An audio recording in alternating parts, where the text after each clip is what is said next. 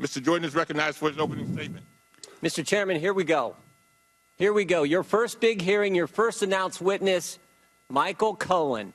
I want everyone in this room to think about this. The first announced witness for the 116th Congress is a guy who is going to prison in 2 months for lying to Congress. Mr. Chairman, your chairmanship will always be identified with this hearing. And we all need to understand what this is.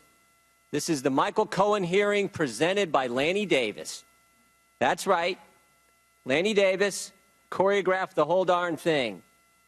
The Clintons' best friend, loyalist, operative, Lanny Davis put this all together. You know how we know? He told our staff. He told the committee staff. He said the hearing was his idea.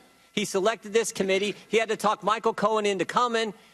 And most importantly, he had to persuade the chairman to actually have it. He told us it took 2 months to get that job done. But here we are. He talked him into it. This might be the first time someone convicted of lying to Congress has appeared again so quickly in front of Congress. Certainly, it's the first time a convicted perjurer has been brought back to be a star witness in a hearing. And there's a reason this is the first, because no other committee would do it. Think about this. With Mr. Cohen here, this committee, we got lots of lawyers on this committee. This committee is actually encouraging a witness to violate attorney-client privilege. Mr. Chairman, when we legitimize dishonesty, we delegitimize this institution. We're supposed to pursue the truth, but you have stacked the deck against the truth. We're only allowed to ask certain questions. Even with that amendment you just told us about, well, Russia's now on the table. You initially told us we can't ask questions about the special counsel, can't ask questions about the Southern District of New York, can't ask questions about Russia. Nope. Nope. Only subjects we can talk about are ones you think are going to be harmful to the President of the United States. And the answers to those questions are going to come from a guy who can't be trusted. Here's what the U.S. Attorney said about Mr. Cohen.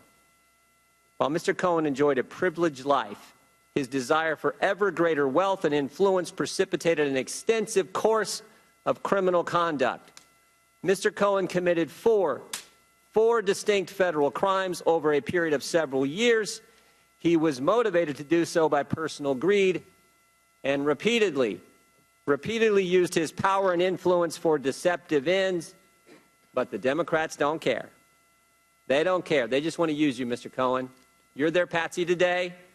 They got to find somebody, somewhere, to say something so they can try to remove the president from office.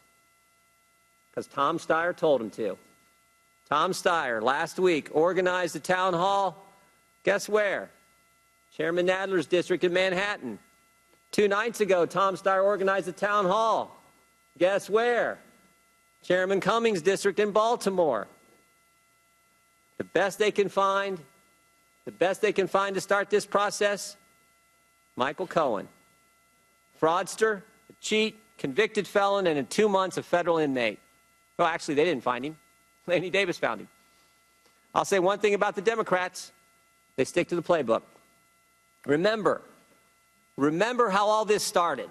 The Clinton campaign hired Perkins Coie law firm, who hired Glenn Simpson, who hired a foreigner, Christopher Steele, who put together the fake dossier that the FBI used to go get a warrant to spy on the Trump campaign. But when that whole scheme failed and the American people said, we're going to make Donald Trump president, they said, we got to do something else.